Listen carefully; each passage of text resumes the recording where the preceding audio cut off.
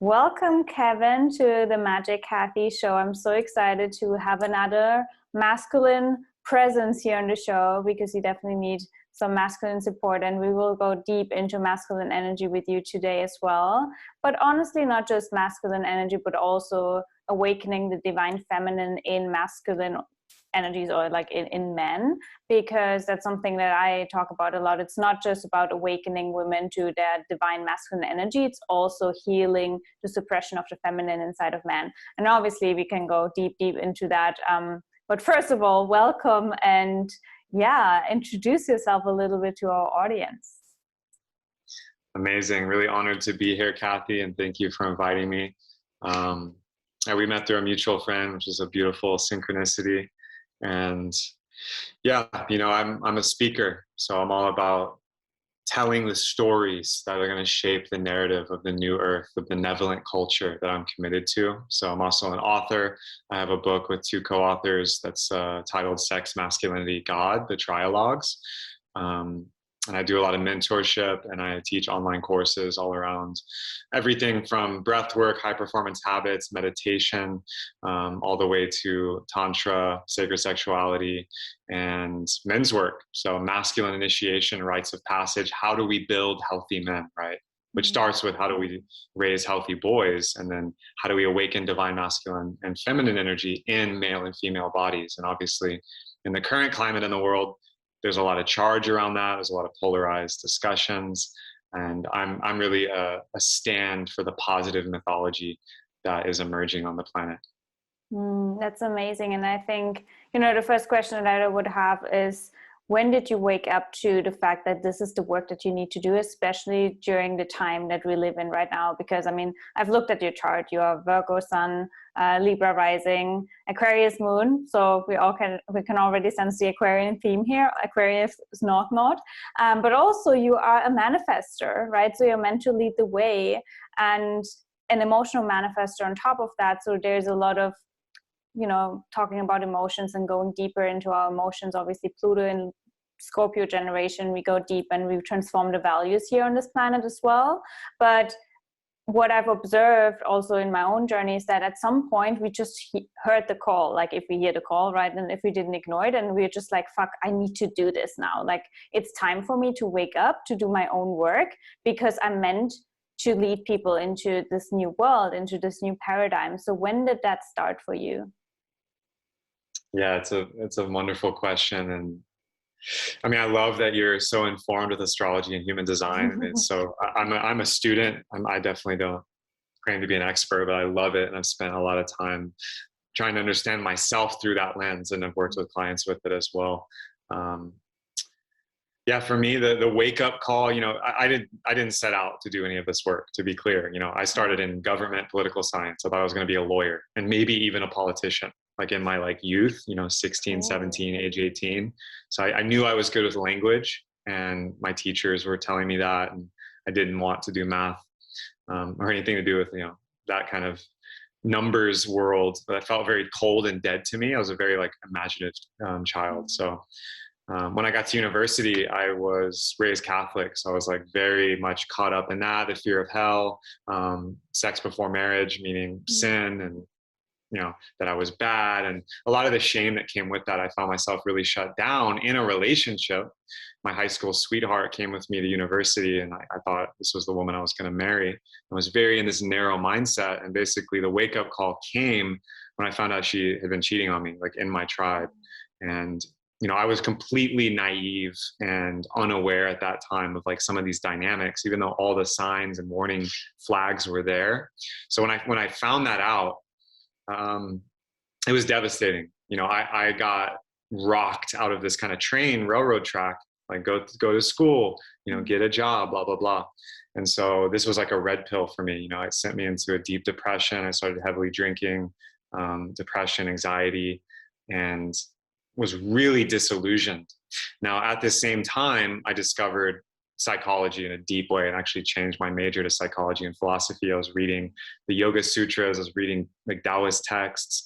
I was reading, the Western philosophers as well, Heidegger, Nietzsche, Kant. And I was really trying to understand myself, and plant medicine appeared at my reality. Yoga appeared, in martial arts. So I actually found myself in these Eastern and shamanic practices without knowing what I was doing, and started to build up this, new mythology for myself, and really got on this pathway that's led me to like, okay, I need to go to grad school, do a PhD in evolutionary psychology. I was really into evolutionary psychology, still am.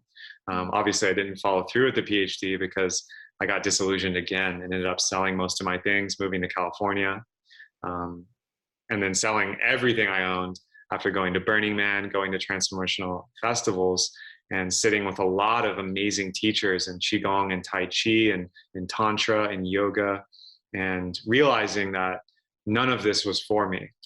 And so the path I'm on now really found me. I did not set out to do men's work. I did not set out to learn about masculine, feminine polarity and the dynamics and energetics. So yeah, long story short, I traveled to Southeast Asia, with no idea really what I wanted to do. I started a blog. I thought I wanted to be an author, and I found myself in another relationship, another breakup, and then in India, very raw. And I was blessed to be in an ashram there with a Iyengar teacher who was extremely powerful, and then an Osho teacher, a sannyasin. So I learned about Tantra directly through dynamic meditation and these active meditations that Bhagwan Sri Rajneesh developed, that many people will know from Wild Wild Country, the documentary. And that rocketed me into the personal development world. So I moved back to Los Angeles, started running retreats, workshops, training in authentic relating, nonviolent communication, training in bioenergetics, breath work. And that road led me into men's work. So I discovered my mentors, my peer group, and what I had been craving the whole time. And this is what I find for a lot of people, that your dharma or your calling, well, it's attached to your wounds for sure. So what you are struggling the most to understand and integrate becomes your superpower, which for me was relating to the feminine and relating to myself as a man.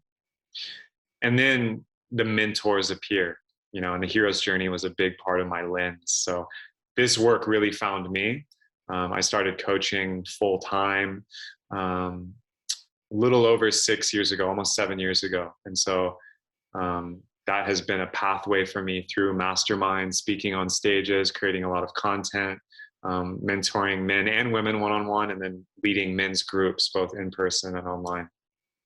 Wow. It's like, that sounds pretty much like a story of a Pluto in the first house person, just to sprinkle more astrology in. And everyone who has Pluto in the first house or by transit knows that it just feels like you are a shapeshifter. You go through like so many different, I want to say, personas, and that's probably also where we feel very drawn to archetypes and like Jungian psychology, like, and even astrology at some point, because it's amazing how you just change and you discover so many different puzzle pieces to your overall makeup, or like your overall soul, right?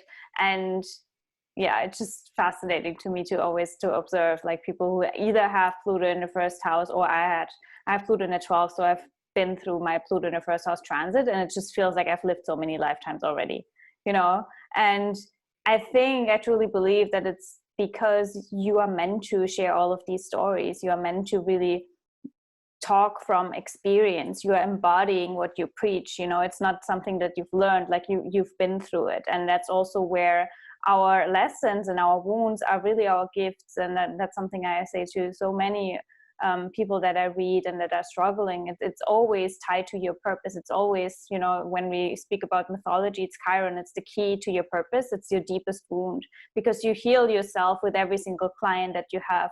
And I'm pretty sure that the work that you do now, it's so rewarding, because it's also like so healing for yourself still to this day, because it's a never ending journey. It's your life theme. And I mean, I can see that in your chart. You have Lilith in the 12th house with Mercury retrograde in Libra. There's a lot of like feminine energy. Venus, you're ruled by Venus as a Libra rising, and Venus is also your first planet after the ascendant, which I'm always saying like it's the most important planet. And in Scorpio, she's deep, like she wants to go deep, and she can also be very much, betrayal, and like all of the lower aspects of Scorpio can be a theme for you.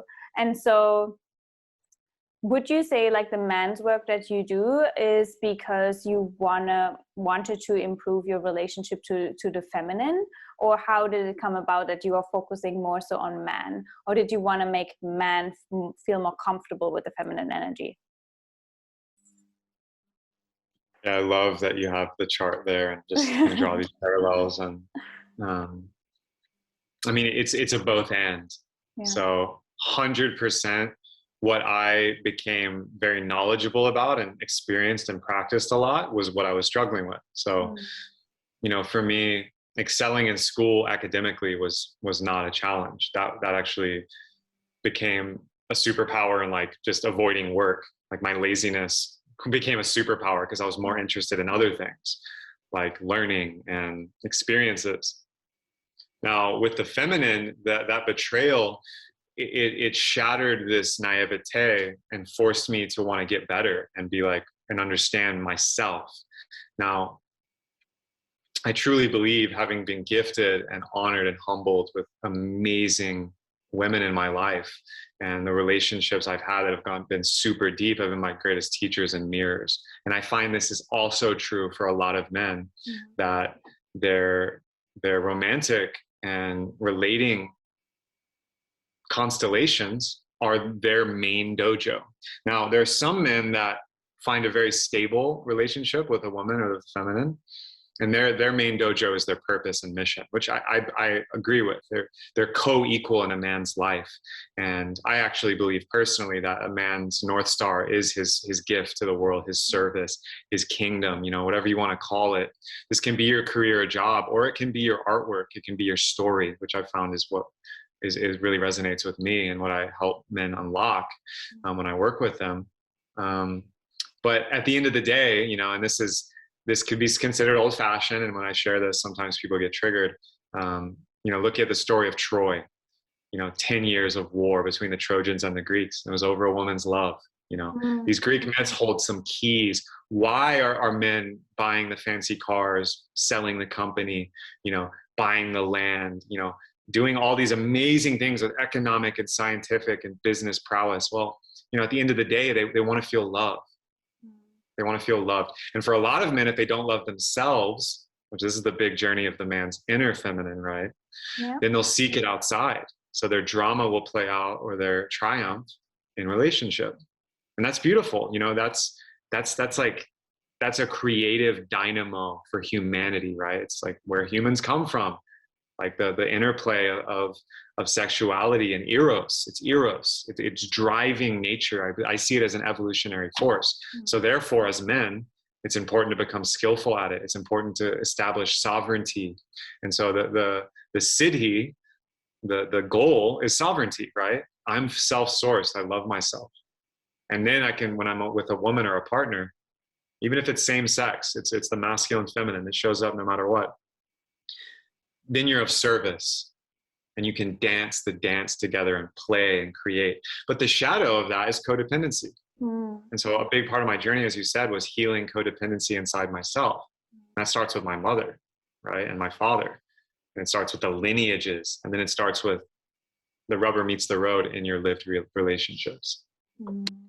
And I feel like, you know, what you just described with man it's actually very beautiful. I mean, kind of beautiful, but to see in the world right now, obviously there's a lot of like, at least what I always like to point out, especially to women, that there is this distortion of female empowerment. I feel like I always like to say it's very coded to say that, because what female empowerment really did was that women embodied more masculine energy, but it's basically just like being the patriarchy to yourself. You know, it's like I'm suppressing even more that I'm actually a woman and that I actually, you know, don't need to hustle and grind all the time. But I feel so empowered because now I have my own business and now I'm doing all of that. And it's pretty much something that I had to work through myself as well, because it feels weird to not do that. And it's almost like we are so disappointed by man that we embody the masculine energy in a very toxic way. Does that make sense? I mean, this makes so much sense. And this is honestly my main work with women. So when I work with women one-on-one, this is a big part of the themes. And, you know, I've heard it said both ways, and this is pretty deep. And obviously, if you're listening, you know, I can't explain this to you in a way that will be better than you experiencing it. The most wounded feminine is inside of male bodies, and the most wounded masculine is inside female bodies, because of what you're describing. Culture, the patriarchy, you know, civilization as it's being practiced right now in the mainstream is very harmful to sensitive feminine beings and sensitive masculine beings that have that core polarity. So, and that's just the main polarity. So when you go to the flip side, what Jung called the anima or animus, the unconscious energetic in a man is feminine. And so this is a lot of the work when trauma comes up, or when there's economic scarcity or bankruptcy, when there's physical injury, when there's infidelity, divorce, etc. These are inception points of crisis that awaken the opposite pole of energy. And for a lot of people, they don't know how to navigate it. And rightly so. No one taught us how to. Our parents didn't know how to. So part of what humanity is doing, as far as I can see, when you really zoom out, is we're learning how to reclaim sovereignty. And as a man, that means, you know, there's nothing wrong with emotion. All the shame put on male emotion is just constructs. It's bullshit. So a lot of men are just holding back the grief, the tears, or the rage and the anger, because there hasn't been a safe place for it. And so the polarities have flipped, you know, in the New Age community.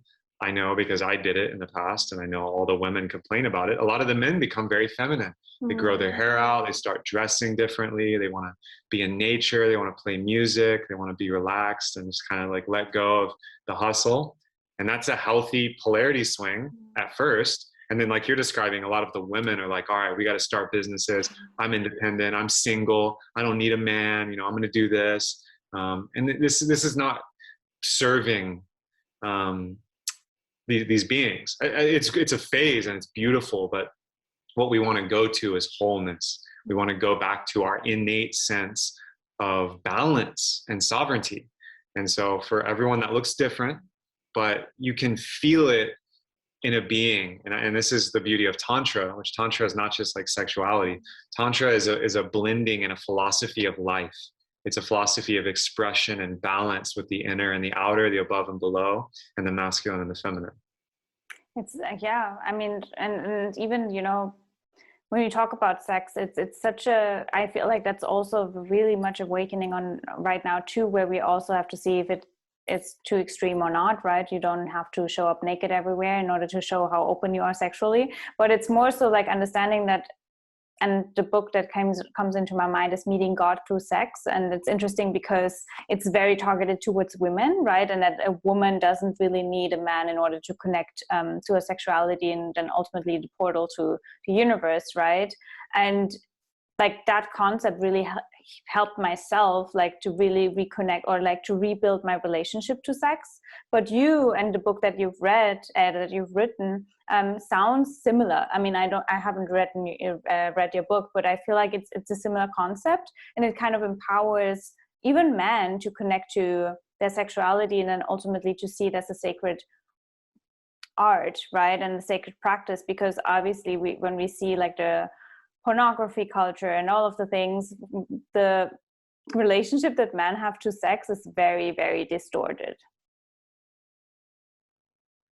Yeah, I mean, this is at the core of so much, and it's really deep in the wounding of the masculine. And honestly, to trace it back to its source, and this is controversial, but you know, it's circumcision. So, and there's also the female genital mutilation. You know, this is a primordial wound that will have to shift for us to see healthy entire generations of men. And I don't pretend to know all the solutions. There's so many political, sociological, cultural dimensions in that. I know for me, you know, that won't be a choice that I would make with my son or sons. Pornography is a big one. So, you know, pornography and semen retention is a big part of what I had to teach myself, and then have taught men, because it's at the core of so much of the male psyche and how it gets programmed around, you know, you named it, the distortions. And so you know, and the female version is different, but has a similar frequency around the distortion of, you know, the sacred prostitute, or like being leaky with sexual energy and using that in business, or even like, you know, vibrator and sex toy culture. I see there's different things for the females that, you know, as they awaken their femininity and their divine nature, you know, it comes in with some of these distortions that get packaged in with commodification and, you know, celebrity and capitalism. And for men, it does involve the pornography and the relating to sexuality and the violence instead of the heart. And so that's a big journey right now for men. And that's really at the core of a lot of other things, because for a lot of people, I mean, this is a beautiful quote a sister here in Bali was sharing, who's a feminine empowerment coach. You know, all of our first experiences were with a naked female body, our mother. True. And so the naked female body is the most taboo and the most marketed thing. And this is not by accident. There's very deep coding. You know, I'll just name it black magic that's been used to distort that. And the good news, family, is that our innate nature is unfuckwithable erotic innocence. Sexuality, there's nothing shameful about it. It's sacred. It's divine. It is a portal to God. I mean, that book, and, you know, in our book, it's a bit more like analytical, philosophical. It's like 3 male authors, so it's very much a male view. But I mean, certainly that is something that we're going to have to contend with in this century, healing those wounds and transmuting that. Yeah, because I mean, it goes even deeper. Just if you think about sex as like a very taboo topic, or something that is, you know, I don't know, like shameful, then you would be the byproduct of that, because we all like there's no other way that we end up being here. So obviously, maybe deep down inside there is the seed of like, oh my gosh, I am also like, you know, the byproduct of something that is actually shameful. So I have to, you know, that's where the core wound of like feeling ashamed and feeling not good enough and feeling like, you know, there's something fundamentally wrong with us comes from, really. And, you know, I speak about that in I think one episode where I talk about the transition into the Age of Aquarius, which is basically transitioning out of the Age of Pisces, and the opposite sign of Pisces is Virgo. And so that core wound of Virgo really is about, there's something wrong with me, and something outside of me has to save me, you know, has to take all of my sins away, and I'm never good enough. No matter how much I work, it will never be enough.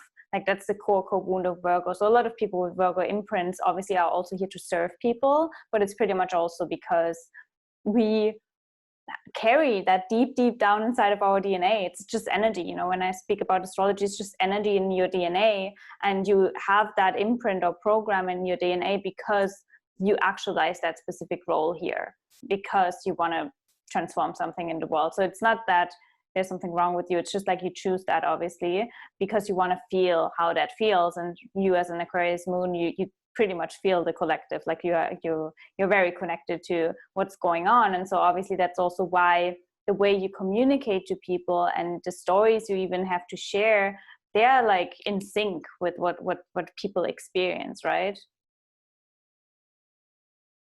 Yeah, I mean, that's the way I absorb information too. Like it's through story, and, you know, stories are alive. Stories are living. You know, I really see language as living being.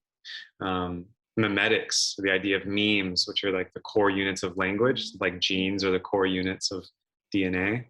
The memes we're sharing, and I'm not talking about funny internet pictures of cats, you know, that's a very low grade meme. I mean, I love memes, those kinds of memes, but, you know, meme was coined by Richard Dawkins in his 1976 book, The Selfish Gene. And it just talks about, you know, how memes seek to replicate, much like genes. So storytelling for me is a high art. It's also one of the original arts. As soon as humans evolved language, what were we doing? We're sitting around gazing into the fire, telling stories to each other about creation, about what we did that day, about our journey, our heroic acts that day of hunting and gathering and discovery and poetry. You know, this is at the core of the human experience, and everything's embedded in it, everything. The whole content culture of Instagram, Facebook, CNN, CNBC, the BBC, it's all storytelling, all of it. And it's what's shaping a lot of reality right now. Financial markets, politics, sexuality, you know, all of it is embedded in narrative structure. And so when you start to understand that, and then you start to learn how to enunciate your own at a high level, that's the front line for me. And I know at the Aquarian North Node, you know, it's a big part of my journey this life is to tell those stories and to be a way shower for myself, and then I can invite people with me and, you know, just hold up the lantern and be, you know, that water bearer of the good news, hopefully. Yeah, it's an air sign at the end of the day. But yeah, it's so true because, you know, yes, stories shape our reality, but in like both ways, just to put it simple, because, you know, the minute, I always like to say, the minute the mind kicks in our evolution, we are being programmed. That's also why I love to say, like, language is very coded, so we need to bypass that, or we need to reframe our stories, because with every single thing that we experience, we create our own stories, and then we live out these stories, and they keep showing up in our hologram or in our outside world, and we don't even see that it was us that created that story around that specific event, that it means something, right? And obviously globally right now we deal with the South Node in Sagittarius, so it's all about letting go and really moving past these limiting stories that keep us very, you know, yeah, again, limited in a box and like in our victim mentality, and we're not able to see an alternative for ourselves. You know, that's also why I love the whole concept of shape-shifting, or just like allowing yourself to not just play out this persona for the rest of your life, just because you're born in that specific family and, you know, that's the story that you've been sold, that this is how your life has to look like, this is how the world will look like. I mean, we can clearly see that that's not the case anymore. So it's time to move past that, and that obviously includes also our stories around feminine energy, around masculine energy. So it's a big thing, and I feel like the work that you do, and also like me to a very large degree, I'm always helping people reframe their stories to clear that. I always say, like, we need to clear your mind. It's just all programming, right? Not that the mind is bad. You can use your mind in such a powerful way. It's your computer, it's your hard drive to code everything around you. But if the stories are toxic, like, you can't expect a miraculous life. I mean, this is at the core of what I've been working on actually for this next program I'm about to launch, which has like been years in the making. And it's exactly what you're saying about the difference between victimhood and creatorhood. Or I believe the opposite of the victim is the heroic stance towards life. And the hero isn't, you know, the selfish one that's getting all the gold and women and the glory and celebrity. That's a very distorted hero template. The actual the word hero, heros, in the Greek etymology means guardian, protector of the village. They're actually the one that's in most service. And it's not about them. It's about us. It's about service. So a big part of what's happening on the planet, and when you see all these people that are really, really struggling right now, and you know, I have so much compassion for these people and for those willing to walk, you know, the path of growth and look at your shit and, you know, come into alignment. You know, you have to step out of victimhood. So a lot of people are under these spells, you know, spelling. They're spells, like you said, or if you want to use the computer way, it's programs. So you're writing these scripts. And a lot of people are writing victim scripts, or they're being written by culture, propaganda. And you know, we all have that part of the story. You know, this is Neo before he gets the red pill. He's like, he thinks he's just working a dead-end job and he's a victim. You can't really change it. It's like, well, you know, then the Morpheus and the Awakened come knocking, and it's like, hey, by the way, you're writing this. And so when you get the reins and you get the pen back and you can write your script, who are you going to be? Well, you're going to be the hero of your movie. Who else is, if you're not going to do it? And we're all doing that individually in sovereignty, and then we're co-creating interdependence in the big story of creation. So it's a paradox, right? Because you have to do it on your own. You have to form your relationship to creatorship and not victimhood. But then the whole point of doing that is to join the music, join the dance. And everyone's story is connected. We're living one story. It's the human story. So there's real power in understanding how narrative shapes our life. Yeah, it all goes back to also, are you ready to take responsibility? And I feel like even that comes down to obviously the childhood wounds that we have and our relationship to responsibility and even masculine energy in that sense. So it's actually, you know, I always like to say like that. I obviously look at it through the lens of astrology. It's poetry what we experience right now. It really is, because we are so supported, you know, with all the transits. It's like Chiron and Aries healing all of our childhood wounds, right? And that obviously brings us back to the very, very origin, which is feminine, masculine energy. And only when we align that inside of ourselves, we can also meet the outside world in an aligned way. And that's not just true for relationships, but your relationship, like relationship with people, but your relationship to life and to everything in life, to the tree, you know, to your job, to everything, to birds. It's just the foundation of the quality of life. And I always like to say, at least, you know, from my understanding, the relationship that is really the foundation of all of that is your relationship to source. And many of us also feel like, especially, you know, the people that are in the spiritual field as well, and they feel like I'm not human, and I'm like a starseed, and I'm like not from this planet, right? We feel abandoned, right? And so we meet that abandonment story in everything in life. And so that goes back to also obviously, you know, going deeper into that wound. And I mean, it's a whole rabbit hole, but yeah, what I wanted to say is just that, again, like the seed of our healing is, I truly believe, like the feminine, masculine energy. So I would love to, you know, obviously you said that you work a lot with men, but also with women. So do you then, when you work with a woman, focus more on the feminine, on the masculine energy, or how would you approach working with men and women? Yeah, this is great. I agree with you. First off, that at the core of the separation is the masculine and feminine. Yeah. You know, it's the mother and the father, yeah. And it's at the core of where we feel this, the abandonment from God, right? The separation from Goddess, whatever you want to look at it as. It's at the core of everything. It's the core wound. It's the fall, right? It's there in Eden, in Genesis, in the Bible. It's this core coding that is woven into culture, and it's a bummer. It's a downer story. I mean, in a psychedelic, we've forgotten about it. You know, we forget that. Oh fuck! Like you chose that. Like it was actually your choice. Like you haven't been abandoned. But then we create again the story around it, right?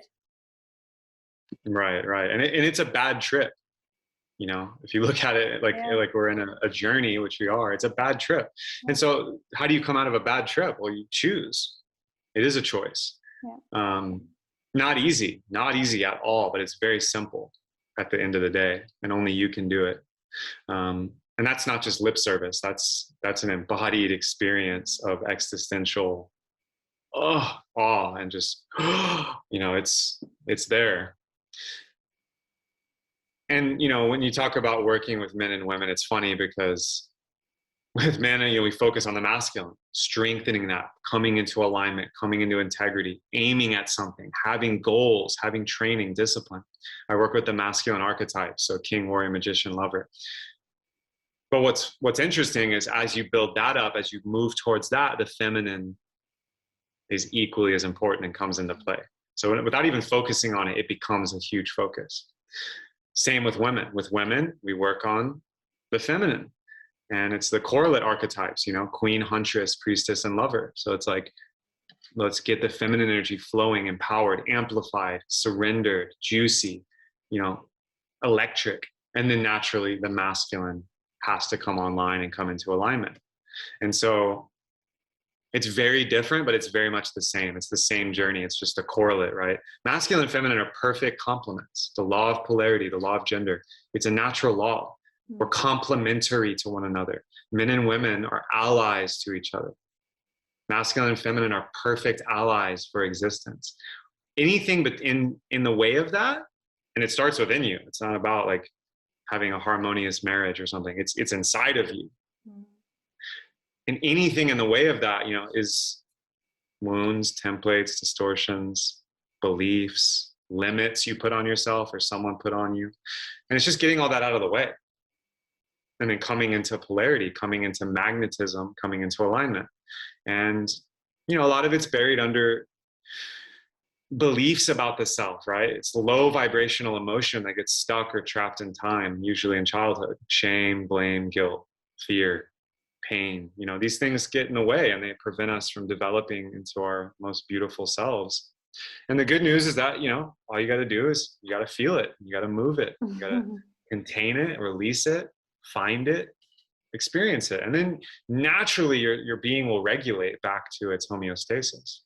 So it's extremely powerful when you said it earlier, like if you have a fixed identity or belief about who you are, that's going to be getting in the way of who you're becoming. Yeah, it's letting go and surrendering, for sure. And I don't know if you have perceived it in the very same way, but I feel like 2019 to now, even now still to this day, there are so many people struggling with breakups, or it's just in my field, but everyone comes to me and there's like issues with relationship. And I always, you know, I'm the last person to say like you need to break up, because I feel like that, you know, the relationships that we have are our greatest teacher, and there's always a reason why your highest self puts that mirror in front of you. And so of course it's easier to run away from the mirror, and that's like something in our society and culture that is very much, you know, the easy route, just like exit, right? Because the next person is right on the next app.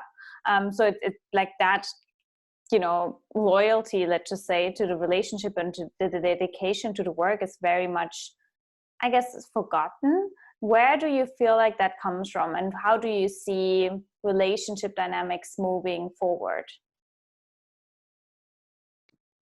I mean, this goes to the lineage work, and, you know, most of us, I know certainly I didn't, and my mother and father were incredible teachers and are for me, but they didn't template a healthy relationship. They templated the opposite. So I had no idea what it even looked like.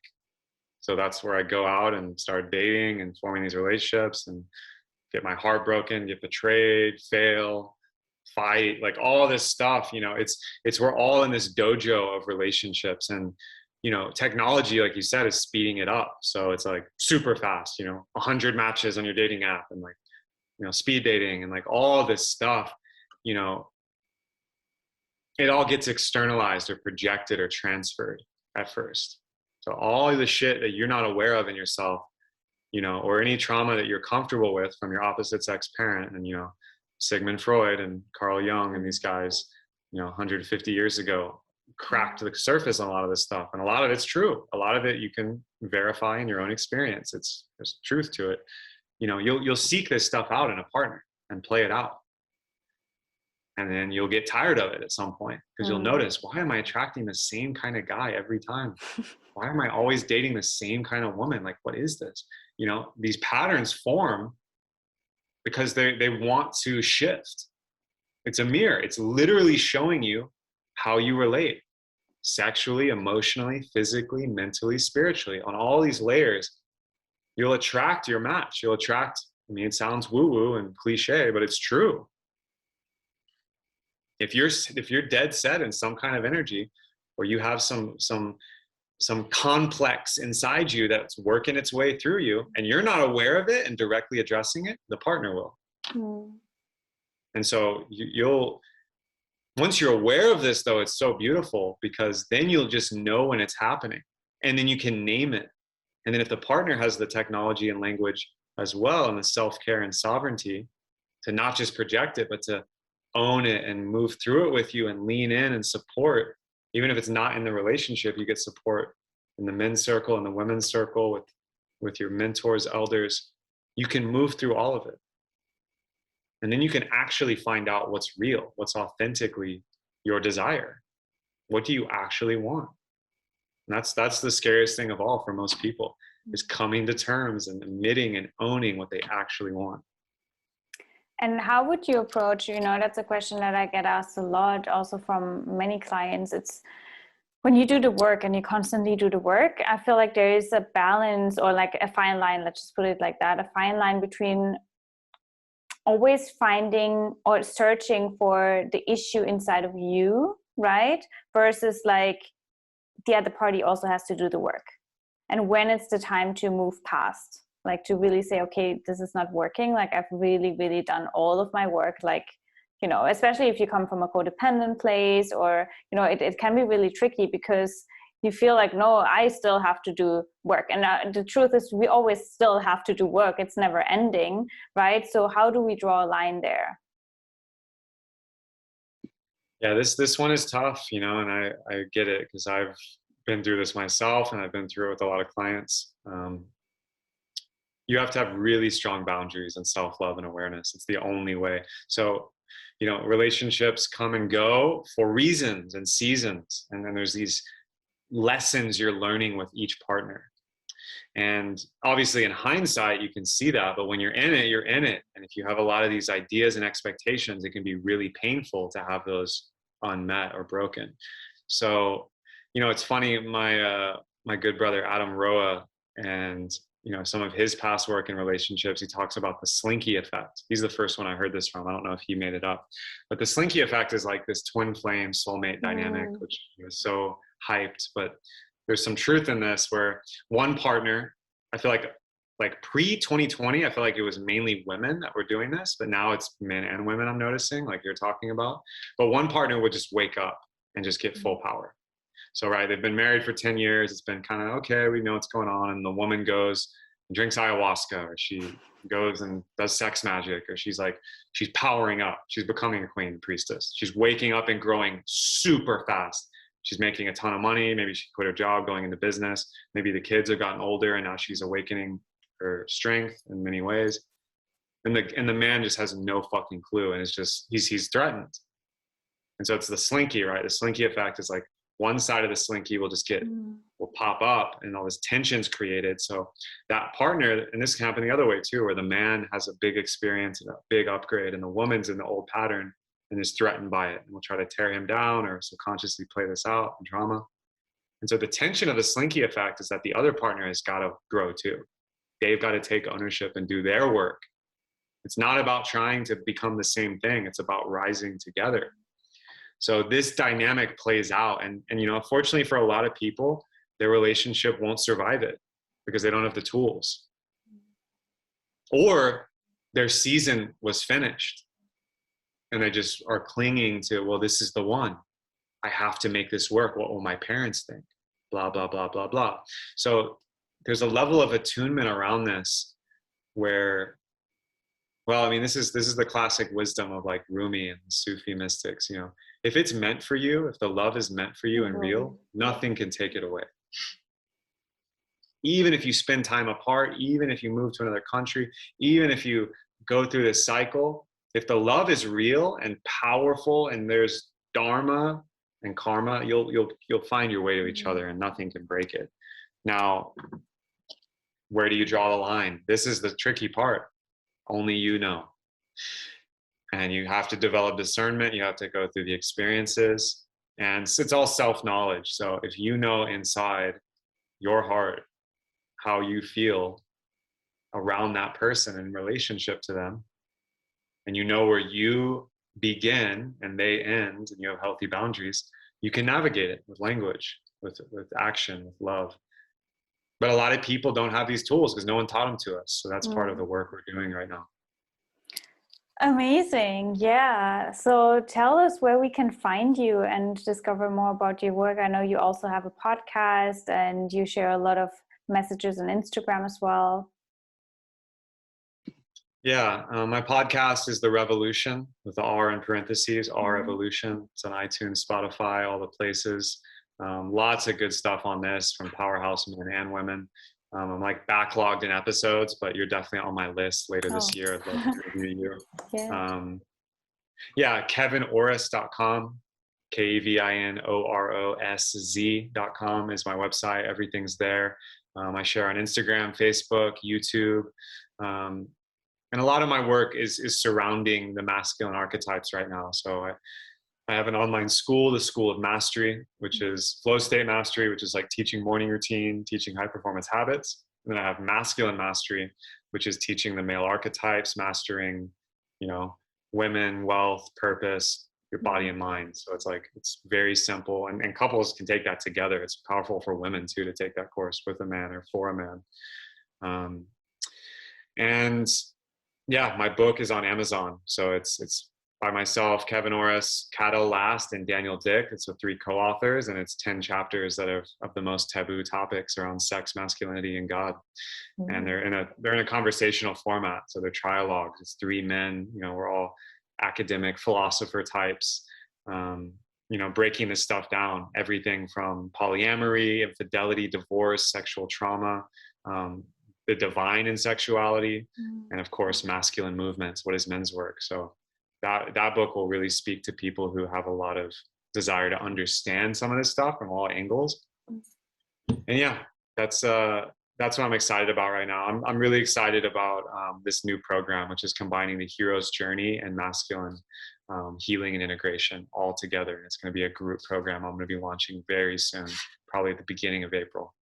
I love that. As a Leo, you know, it's all about Leo. The archetype is about the hero's journey. So it's like, and you know, obviously everyone has a sun sign, which is your brightest light, and you can only shine your brightest light if you embark on that hero's journey. So that's essentially what life is all about, to become that sun sign, that brightest light. And so that's why, you know, when I look at the chart, it's all just a story that I see it as a movie. It really is. It's just a story that we've created actually, but we've forgotten how these players interact with each other and how we can navigate them. So yeah, it's all about becoming the director of your life again. So that's exciting. I will share obviously all the links down below in the show notes as well, or info box if it's YouTube. And definitely check KEVIN out. And yeah, maybe we will have him in the Ascension School. I'm going to convince him to do a little bit of work with women.